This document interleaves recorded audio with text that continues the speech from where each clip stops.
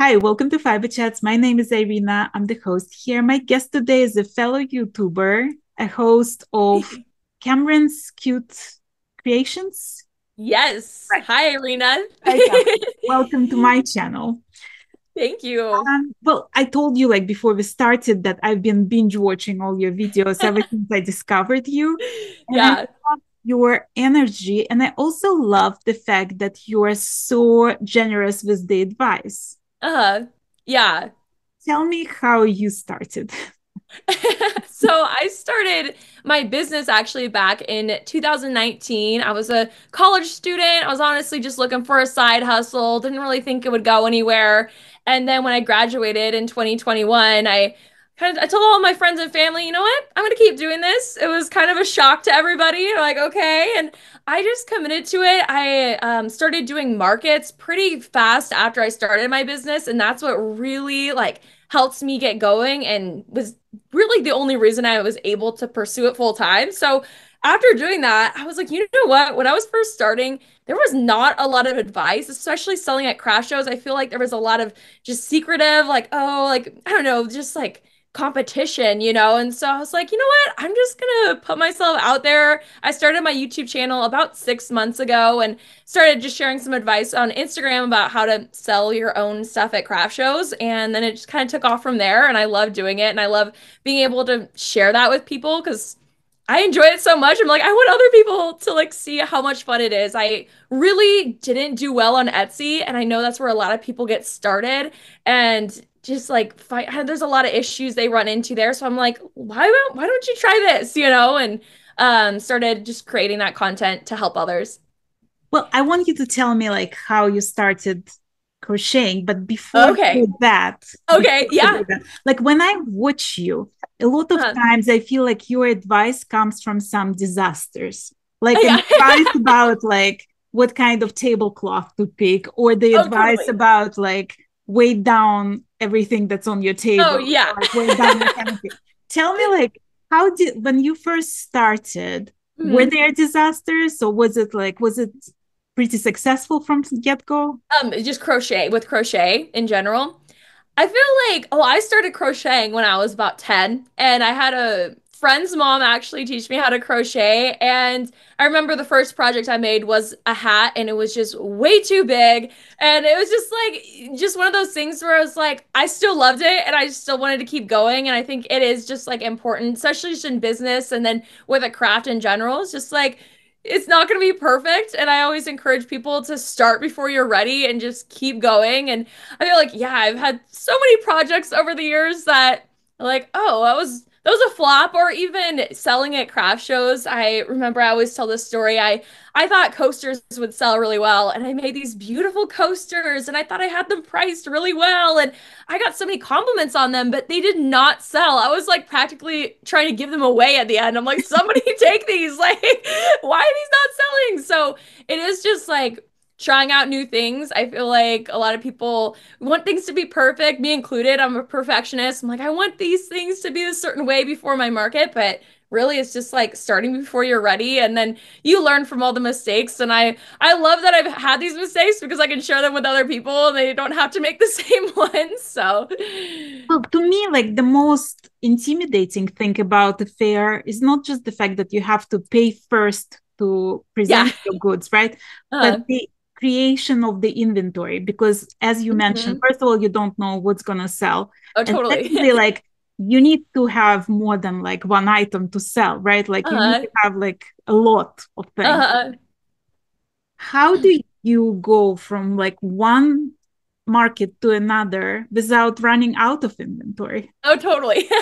So it really just depends on how many markets you're planning on doing. But I always say make a sales goal and times two that in inventory. So if I want to make, just for example, if I want to make $500 at this market, you're going to want to bring $1,000 worth of inventory. It's just kind of a good way because you're not usually not going to completely sell out of everything. And I think people get really worried on either not having enough product or having way too much. It's always better to have too much because you can always bring it to your next market. You can sell it online. But if you don't have enough, which is fine, like you can do a market with not a ton of inventory, but if you don't have enough and then you like sell out, then you're like, oh shoot, I should have made more. So I think it is kind of scary because it's like a lot of work up front. And then you don't know that, like you said, like there's the booth fee and then there's building the inventory, but there's always more opportunities too. So if you even have extra inventory, you can just bring it to the next one. Sometimes I like that if I have another one the next weekend because I'm like, oh, I didn't want to completely sell out, you know? Tell me about the very, very first market that you attended. Ooh, I love this question. So I just got asked this the other day, and I actually wasn't doing a ton of crochet at the time. I was doing more sewn products too. So it was actually a dog event. So I was selling these dog bandanas, and that was really like my only product. I did not have a lot of products that I was selling, and it was a summer market which is just bad for selling crochet. Like compared to fall and winter, it's like, okay, so Right. that was kind of rough. And then there was not a lot of traffic at all, but I weirdly really did well for the circumstances. And I just remember being like so excited, like counting my cash at the end of the day, and my dad was there helping me, and I was like, oh my gosh, like I just didn't even realize that all those sales added up. And it was just like just crazy to think, but it's just funny looking back at those photos because you see my displays now and everyone's like, oh wow, she's got it like put together. It's like, oh my gosh, you should have seen my first market because I forgot tablecloths. I had my dad because he was helping me go run and grab some for me, and it was just like these plastic picnic ones. And then my canopy I was borrowing from my dad. It was like this bright blue, like doesn't go with my brand colors at all. And I was using these like college lawn chairs that were just like red, all these colors clashing and stuff. And it was just kind of crazy to me. I'm like, I don't know. I look back at it and I'm like, I've come so far, but I was still like, I still did well then. It's just like proves that it doesn't have to be all put together. You know, you can just show up and with what you got. And yeah. Have you ever lost money at the market? Ooh, that's a good question too. So I actually had my worst market ever. It was this past winter. The fee was $60 and I only made $10. So I did lose $50.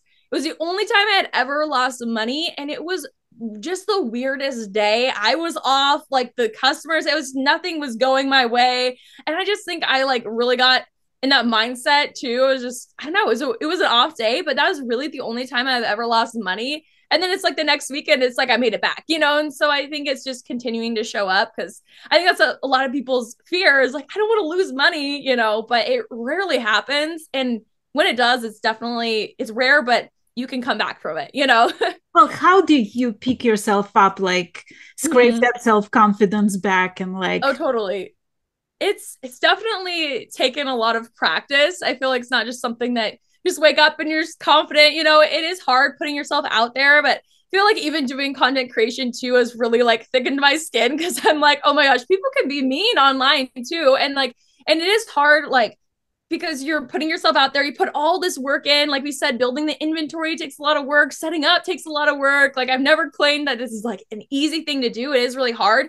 But I think it's just the experience of doing so many of them that I know. Like you look at all of them and you're like, hey, most of them are up here. And this one was down here. You know, you have to just look and be like, you know what? It was just that day. It was a weird day, didn't work out in my favor, but that's okay. And like just continuing to show up because I feel like that's a point where a lot of people are gonna be like, I just want to give up, you know, it was not worth it, but it is worth it. You just gotta like find the right ones. And even when you do find the right events, sometimes there is a flop. Like that was an event that I actually usually sell really well at. And I was like, what? Like, what's happening? well, I mean, when you come to the event, right? Like depending on where you are, depending on the like even the budget that people have in that area, it can be uh completely different. Do you calculate that? Like, do you put that into consideration when you create your inventory?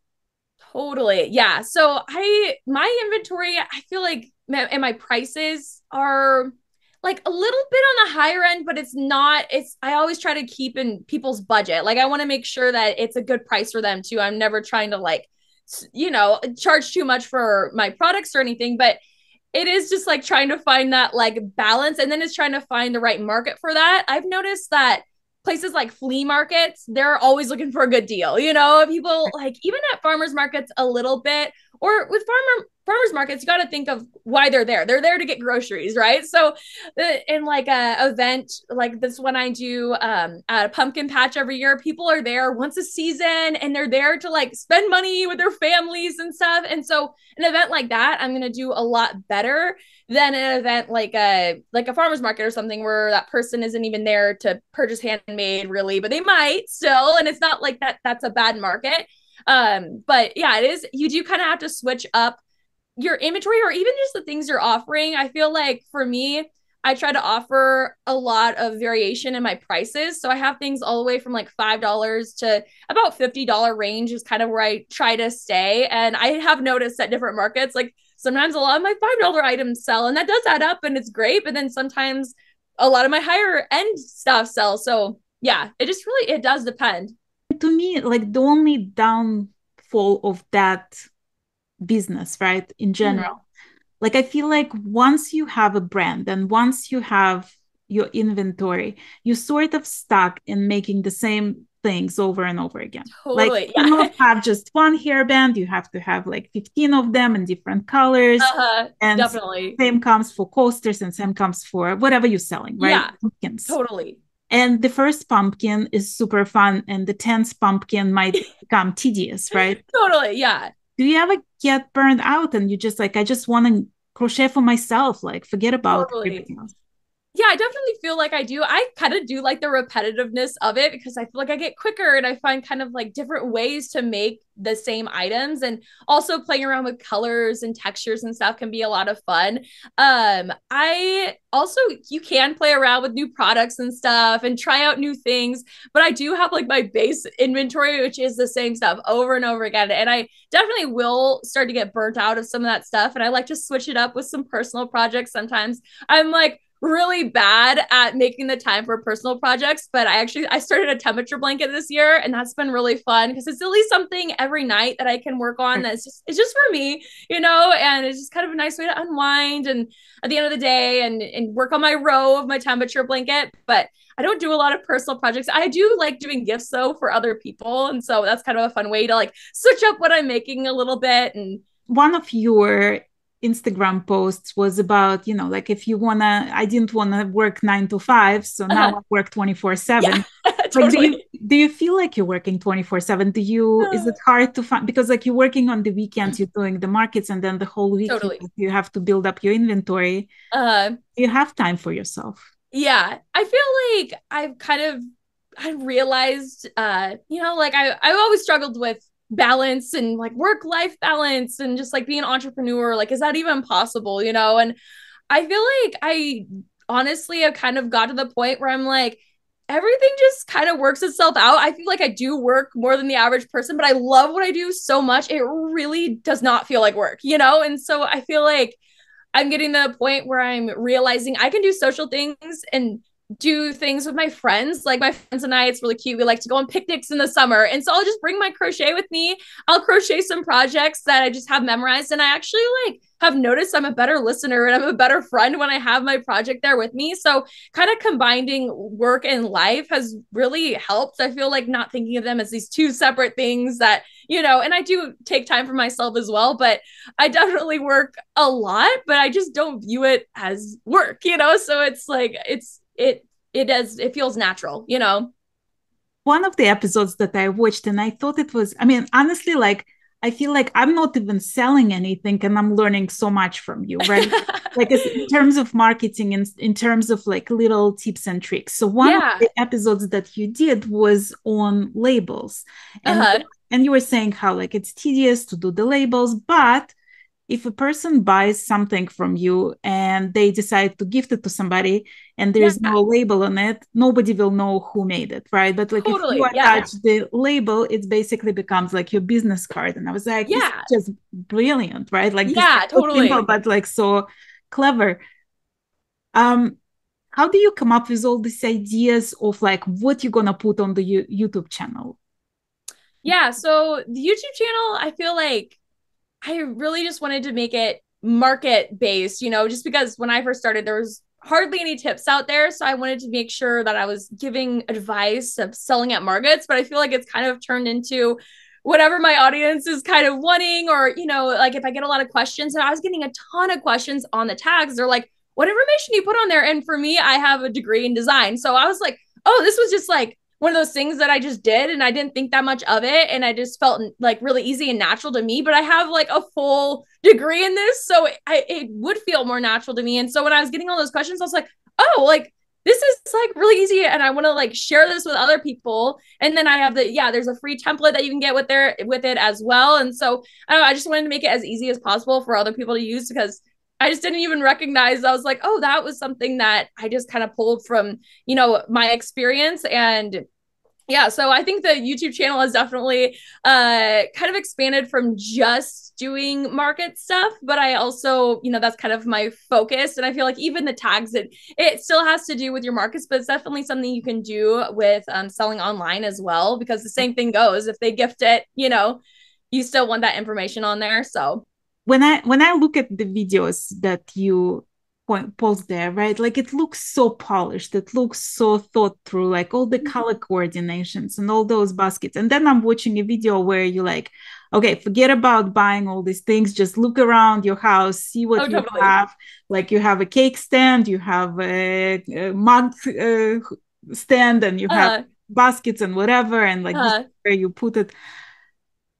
How much stuff do you like carry with you to every show? Tell me about like the setup. Like, did it become something like very easy for you, or is it still like the whole production every time?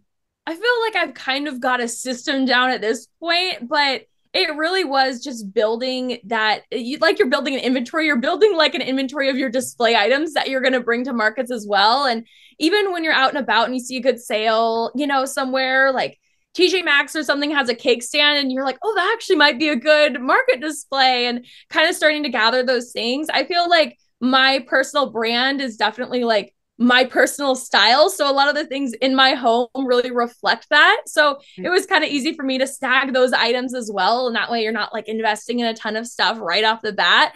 But I think color is really important. I feel like that's kind of my design degree. We learned a lot about color and stuff. And so I feel like sticking to some sort of theme in your color in your display is really going to make everything look more cohesive. And usually people kind of have that in their home anyways. So kind of just bringing that to, your display is an easy way to do it.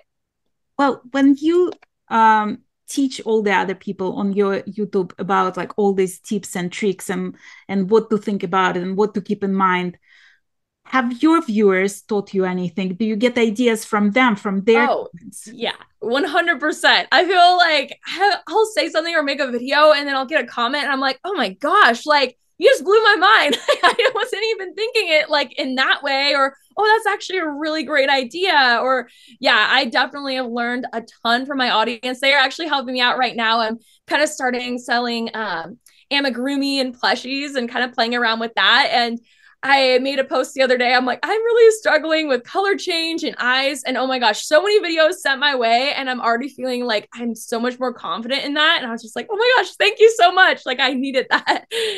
Well, I talked to somebody yesterday about perfectionism. And she was saying that she doesn't sell her items, she gifts them, but there are usually mistakes in them. And she usually will point the mistake to people that she gifted to make sure that they understand that, like, yes, she's aware that there is a mistake, but it's still lovable and it's still a great gift. Do you feel like you have that pressure of being perfect, like having the perfect color change, making perfect items because you sell them? I feel like there is definitely some pressure, but at the same time, like it is handmade. And I feel like I talk about this a lot. Like you're not Amazon, like you're not just like a machine making these items. Part of the like flaws or, the mistakes in there actually like make that product unique. I'm working on these plushies and it feels like the eyes are always a little different. They all kind of have a different expression. And I'm like, if I were shopping at a market, I would love to pick out mine. They all look a tiny bit different. It's like mine, like, oh, I'm attracted to this one. And so making them unique, that's like the beauty of doing it handmade. You know, you don't want them to all be exactly the same and perfect in every way. And also, chances are a lot of your customers aren't even going to notice the flaws you're noticing. The only reason is because you're a perfectionist and you see it. But really, your customers, they might even like that. You know, it makes it more unique and it kind of builds character, you know? Do you teach your customers how to take care of the items that you sell them, or is it just part of the like little small print on the? So I usually just have it on my tags and I make sure of that. But I usually, when I'm giving it to them too, especially if they're gifting it to somebody, I'm like, oh, make sure you keep the tag on there because it has, you know, the care information, or I'll kind of let them know the care information's on the tag. That way I don't have to explain it every single time. But they know, okay, don't machine wash this, or, you know, so they know that ahead of time. So they don't have what happens to palms when they go through the wash. They get crazy. Do you ever get annoyed at people asking you like the same questions over and over again? So like at markets or like more on, okay, at markets, I feel like at markets and even on online, I get the same questions asked over and over and over again. And I honestly like it. It's really fun to, I don't know, I come up with, especially at markets, if somebody asks me something, I have silly things I say or fun things I say. And it's fun to like mix up the answers, you know, even though they're all kind of the same. And it is fun because I hit this all the time. It's like, did you hand make all this or did you make all this? And I think it's so funny. I'm like sitting there, I'm like, I'm making it right now, you know? So it's usually the same things I get over and over again are positive things. So I love it, you know? So I never really get annoyed. I feel like it's more just coming up with different ways to reply or kind of like getting out of my head of just, you know, saying the same thing over and over again. But it's kind of a fun challenge. Well, when you see like what other people selling, does Mm. that give you ideas, inspirations, or ideas of what not to make? Like, how do you analyze what others selling? Totally. Like at my markets, like if I see other vendors selling different items, I mean, you get a lot out of just talking to other vendors in general, like talking to your vendor neighbors. But sometimes it's funny because some of them have a whole pitch, you know, like it's a kind of more salesy and they go that route. Some of them just sit there on their phone and don't talk to anybody. I'm kind of in between there. Like I acknowledge my customer and I say hi and, you know, like welcome them in, but I don't like the feeling super salesy. So I feel like I do get kind of, oh, I don't want to do that. Or you see another vendor and they're like, oh, they're really nice, but then they said this one thing and kind of closed that sale. And it was kind of like, oh, I'm getting ideas from that. Or so it is interesting, like kind of learning from other vendors, and they're always selling different products too. So it's going to be different. Like, you'll do events and sometimes like it's a candy shop or something, they're going to have samples and I'm like, oh, that's a good idea, but I don't have a sample to give out. But I do think, I'm like, oh, is there a way I could like maybe put yarn on a business card or, you know, like somehow like have it more tactical or some sort of thing like that. So I definitely do get inspired by other people selling at the markets too. Right. Tell me about your like business plan basically. Like, do you Mm-hmm. plan to do more markets? Did you figure out the exact number of markets that you're comfortable with doing? Uh-huh.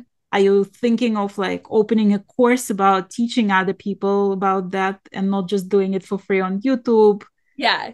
Yeah, definitely. I feel like I'm to the point with my markets where I feel comfortable with about 30 full days a year. That's about like where I'm at. And I do them mostly seasonally. So mostly in fall and winter. And I'm like, okay, I can like do well doing that. But I definitely do want to launch some sort of course or something in the future as well. Just like more information, helping other people do the same. Like once now that I'm feeling more comfortable with like where I'm at in my markets and my business. So yeah, definitely. I get a lot of questions like, oh, like how much you make on social media? I'm like, oh, it's nothing compared to markets. And I think that's like a common misconception. It's like, oh, you have all these followers, you must be, you know, like making all your no. I do make the majority of my income at markets, but I just love being able to help other people do it too. So yeah. Right. I mean, do you have a vision of like going into teaching full time, like teaching people how to crochet, doing courses or like uh, some sort of events like that? I feel like I would never go full time. I feel like I always have to be doing the markets. I just get so much joy seeing people in person and like selling my products. And I love making the products over and over again. I do love the process of it. So I don't think I would ever like completely stop doing that part of it. but I definitely do want to do more teaching stuff. And I even like coaching or something like that in the future, I think would be a lot of fun as well. But yeah, I don't think I could ever stop doing the craft shows, but I definitely can see myself incorporating some other stuff in my business in the future too. I mean, the reason I ask you because like you had that one video where you were saying that like everybody thinks my mom taught me how to crochet, but actually I taught her to how to Yeah. crochet. Oh, totally. Yeah.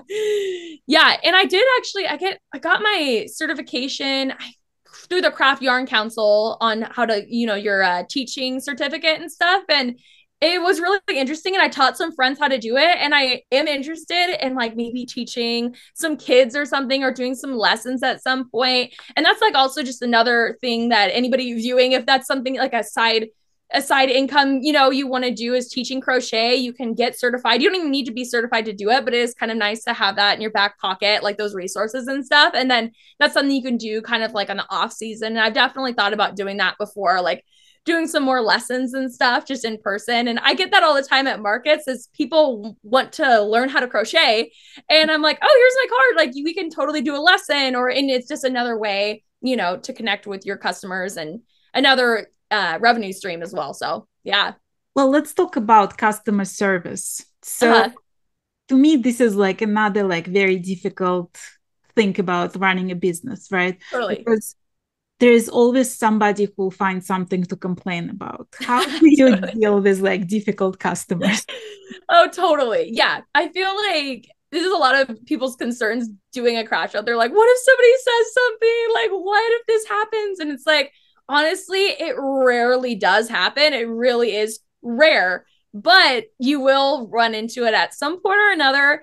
And honestly, I feel like I have experience in customer service, just like working in other jobs growing up in high school and college and stuff. But you always have to be like the customer's always right, So, just work with them and try to see things from their viewpoint, even if it's, you're thinking in your head, oh, this is so silly. Why are they thinking this way? But it's like, oh, maybe they're concerned about the price because they really, it is a lot to them, and like viewing it from their side is like really important. And then trying to work with them the best you can. Of course, you're not going to make everybody happy all the time, but yeah, I think a lot of the people get concerned about customers being upset about the prices, which does happen. I feel like that's the most common thing that will happen. But most of the time it's not directed towards you. You'll just kind of hear it. And I usually just kind of ignore that. But if it's directed towards me, I just try to, see it from their viewpoint. And then I just try to explain myself like, oh, like, the yarn prices went up. And so I had to, unfortunately,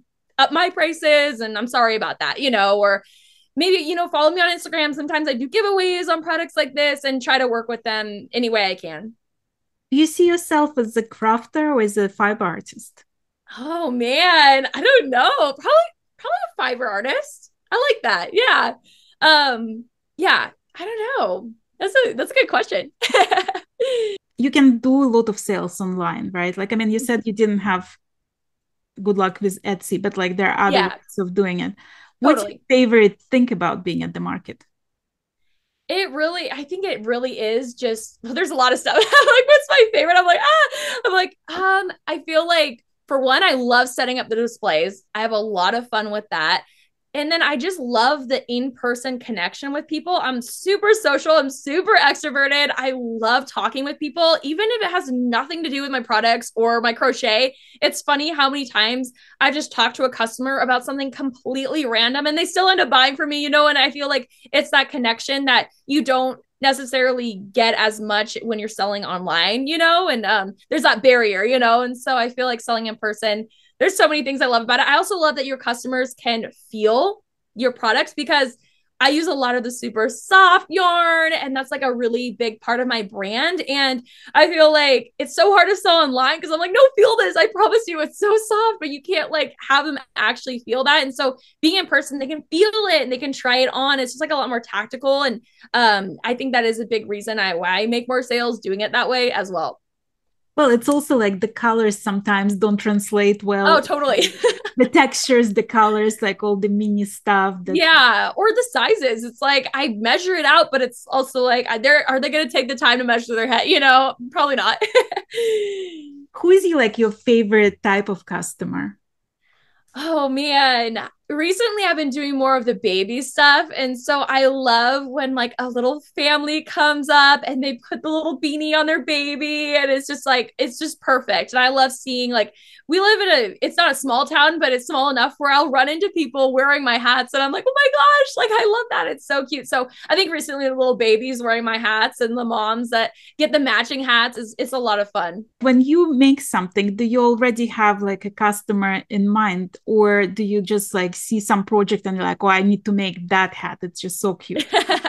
Totally. I feel like I've definitely gone through a lot of different customers I've been trying to sell to. And I feel like at this point, I am more targeting younger families with younger kids at this point with like my baby hats and like the little plushies and things like that. So I feel like now I'm a little bit more, okay, this is going to sell to this audience. But I also feel like there's nothing wrong with having a couple other products in there as well and just trying it out. All sorts of people are going to come shop at a market. But the people that you're going to draw in are going to be, you want to have like one audience in mind with drawing people in, because I display the baby stuff a little bit more. And, you know, I have things that displayed a little bit of a certain way to draw those people in, but you're going to get all sorts of people at markets purchasing from you as well. So I think it's okay to kind of try out new things.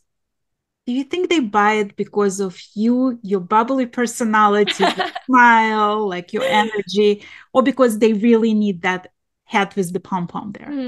I feel like it's just both, you know. I feel like just connecting with people, I feel like that definitely helps. And just like they feel like they're more attached to this product because they know who made it, you know, and they met me, and it's like they value it a bit more. And so I think it does help like make that sale. But at the same time, they're feeling it and they're like, oh my gosh, this is the softest thing I've ever felt. And like they love like the double palms because those aren't very popular at like just your chain retail store, you know. So like it's more unique and they love that too. So I think it is just kind of, it's both. I have noticed in the past like people where I'm just like talking with them for a long time and it's almost like they did buy something for me because they're like, oh, I just like her, you know, and they want to support me, which is awesome. But then I've also had people where I didn't even get a chance to say hi and they already grabbed the product and handed it to me. So I'm like, okay, you obviously just wanted that product, you didn't even, you know, get a chance to say hi. But so I feel like it just is kind of depends. Tell me about like when a person buys something, let's say a hat or whatever, a hairband, right? Mm-hmm. Do you wrap it? Do you just give it to them? Like, what's the next step after like what you don't see? So I want to make a YouTube video on this because I feel like it's a lot of fun packaging it. And I feel like my background in design, I have a lot of fun with like packaging and just like, I don't know, it's a lot of fun. Right now I'm just using these. Well, I have some like sitting right here, these like little paper bags and stuff. And I put my stamp on there. So my logo on there brands it. And then I put a little tissue paper in there. And yeah, I just try to make it like somebody could gift it right away. You know, I try to make it, but affordable on my end. You know, I don't want to like commit too much into it or like do this whole box and like ribbons and stuff. I also want to make sure it's efficient and quick because when you have customers back to back to back, I don't want to be like wrapping their things. So this is just a quick, affordable way to make it look kind of more boutique and more, I don't know, higher end. And people walk around with the bag. You got your logo on there. And so it's branding there as well. I mean, I know a few people who sell at the market and they have completely different like philosophy about it, right? Like one friend of mine sells at her local town and she's basically like, she knows that anything above $50 she's not gonna sell. And then another person that I interviewed on my channel was selling beanies for $125 because this felt like they were worth and were selling. How do you decide on pricing? Like, what's your advice? Because this is like the hardest thing all the crafters dealing with. Totally. Yeah. So I feel like that's a question I get all the time. I'm actually working on like a product and some videos coming up soon on my channel, like helping with pricing. I already do have one video where I talk about like a general way to come up with pricing. I always like to price based off my time going into like making the products because I feel like if I go any less than that, then I'm just underselling my work. And of course, I'm doing this full time. And I know everybody's, intention of selling at a market is going to be different. Like maybe they're doing it part time or it's just for fun. But for me, it's really important that I'm making at least that minimum amount for my time. So I'm factoring in material costs and then how much I want to be making hourly minimum. And then I kind of figure out things from there. And some things just aren't good to sell at markets. Like my big blankets that are beautiful and super cozy, like I'll bring them once in a while, but they're not going to sell every day for $200, and even then it's like I'm not even making that much for my time on that product. So I've actually noticed that a lot of my smaller items that I sell at a lower price point, I'm actually making more for my time, which is really interesting because those sell more often. So kind of trying to think of ways. I have a couple patterns like scrunchies and keychains and things like that to my customer it's not that much, but I'm actually making good amount for my time on those products as well. So it's trying to find certain products. It's really hard because a lot of the time there's like you said, the person who's selling the hat for $125, I'm sure like that's completely fair and like she's worth that, but it's like oh, you got to find the customers that will buy it, and if you can, that's great, but you got to kind of find that balance, and it's going to depend on your area too. Like you said, your other friend doesn't want to go over 50, and that's about where I kind of max out too. I don't really like going over 50 either. Does that frustrate you that like if you were to work, let's say like your degree is in design, if you were working as a designer and you would ask for like $60 an hour and that would be like totally reasonable, but when it comes to craft that took you years to develop the skills, right? A lot of effort, a lot of love, a lot of creativity, and you trying to charge the minimal wage for that, and people question your pricing. Yeah, it is. It definitely can be frustrating. I feel like, I don't know. I feel like there's certain things where I'm like, well, I want to be doing this rather than design. So I kind of like put them, compare them. And I'm like, it's okay. You got to just find what people are willing to pay and then what's worth it to you, so it is still worth it to me. It can get kind of frustrating where it's like, oh, like, I wish I could make a little more. Like, I feel like I'm worth a little more. But then I look at it too and I'm like, oh, I made this on my picnic with my friends. So it was like, you can bring it with you everywhere. There's like other benefits of doing crochet where I feel like you can kind of find a price that even like some people don't even want to charge minimum wage for their work, and that's okay and that's worth it for them. So it's just determining like what's worth it for you, I feel like, and kind of seeing too like certain projects that are super easy and you can whip them up really quick now, and it's like you can charge a little more for your time or maybe a little less depending on like where you're at in your journey. So yeah, but it can get frustrating, and I totally get why people get frustrated with pricing. It's definitely hard, and it is finding the right people too, because that's the other thing is people will pay for it. Like you said, that person who's selling $125 hats, she's obviously selling them to somebody, and so there are people out there that will pay more for handmade. It's just a matter of finding them, right? Yet you might find them eventually, right? Yeah, right. Yeah. Tell me about your family. Like, what role do they play? And could you do it without anybody else? Like, you do it as a one-woman show. Yeah. So I'm my only employee right now officially. So it's just me doing all the content creation, all the markets and everything. But my parents have been so supportive and so helpful. My dad has a business degree, and so he loves that I'm doing this. He's like, oh, you should try this, or you should try that. And he's helped me with my displays at markets and stuff. So he has been huge help, very invested in my journey of being an entrepreneur, and also just like helping me lift heavy things at markets and things like that. And my husband's been great too. I'll rope him into like helping me with certain things. I've totally had him use the Addy knitting machine for me before. I'm like, hey, I need you, like, help me out on this. So he's definitely stepped in when he needs to too. I definitely could not have done it alone. Yeah, I'm really grateful for the people in my life who have, even friends who came by and stopped by my booth and brought me lunch and sat there for a minute so I could take a breather and things like that. Cause I just definitely, it's a lot to do on your own. Yeah. I mean, how tiring it is to do the whole day, like market, and doing it sometimes day after day. I just actually got that question on my Instagram. I do a Q&A Tuesday on Instagram, and I just got that question, and it really is tiring day after day, and like especially multiple days. I've done like shows that are just 3 full days in a row, which is a lot, especially when you have to be, smiling at people and talking with people to make sales.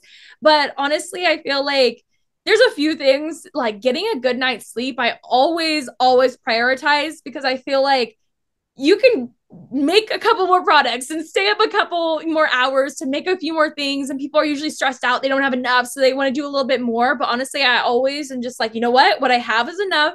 Get a good night's sleep, that always helps a lot. And then also just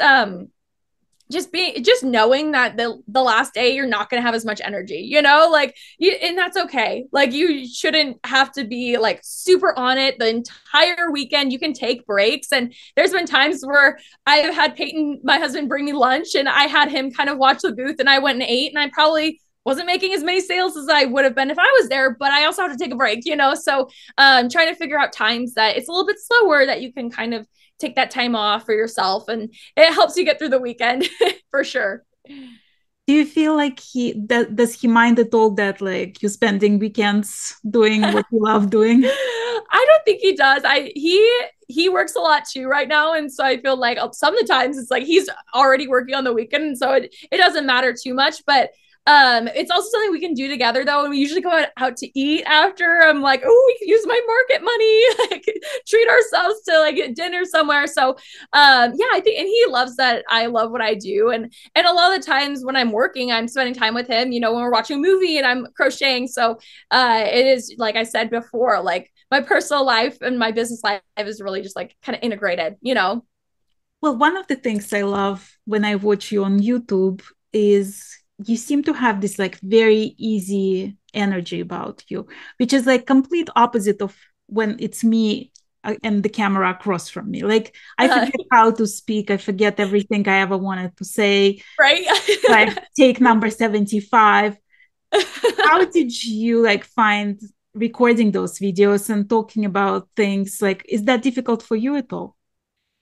It definitely is difficult, and I have so many outtakes of my videos where I have to cut. I'm like, why did I say that? Or I said that so weird. Or I'm rewatching a video, I'm like, I did not mean to say that way. And so I feel like you don't see a lot of the things that I'm cutting out of my videos, but like I will say I try to just picture myself talking to a friend, and just helping. Honestly, I think of myself when I first started. I'm like, what would I want to hear? And like, how would I want somebody to help me? And I try to think that way. So it's not like I'm talking to this camera, and it's like I'm talking to somebody is going to be listening to this, and it is hard to get past that. It's kind of an awkward thing to get used to, but I feel like it's just the more you practice, the better you get at it, right?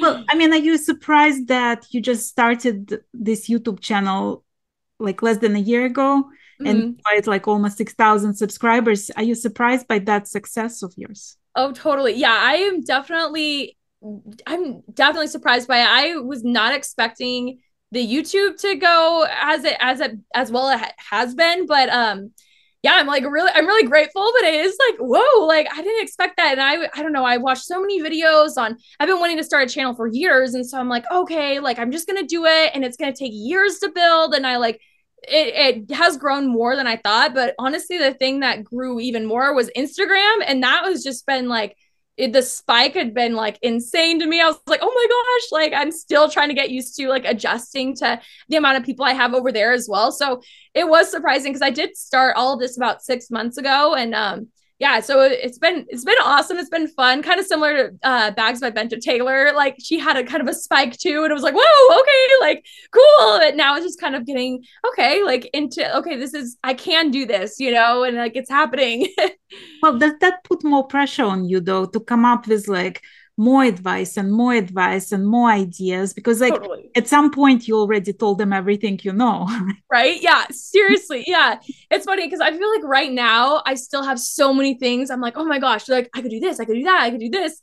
And then I know I'm going to get to a point where I'm going to like hit a wall and be like, oh my gosh, okay, what am I going to talk about? But I feel like with what I do, I'm always doing markets, you know, and doing craft shows, and I'm just going to keep learning things and keep wanting to share things because I'm not perfect either. You know, I don't have it all together, and I know I'm going to keep learning things to help me build my business that I can share online too. So I'm going to continue doing markets and then hopefully making some mistakes and learning from them so I can share them here. Well, when you talk about like Taylor was the one who introduced us, right? Yeah. When you meet people like her, and again, like this is how my channel grows because like I talk to somebody and then I'm like, listen, if you think of somebody else who would benefit from being on my channel, please send them my way. And this is Totally. how it happens, right?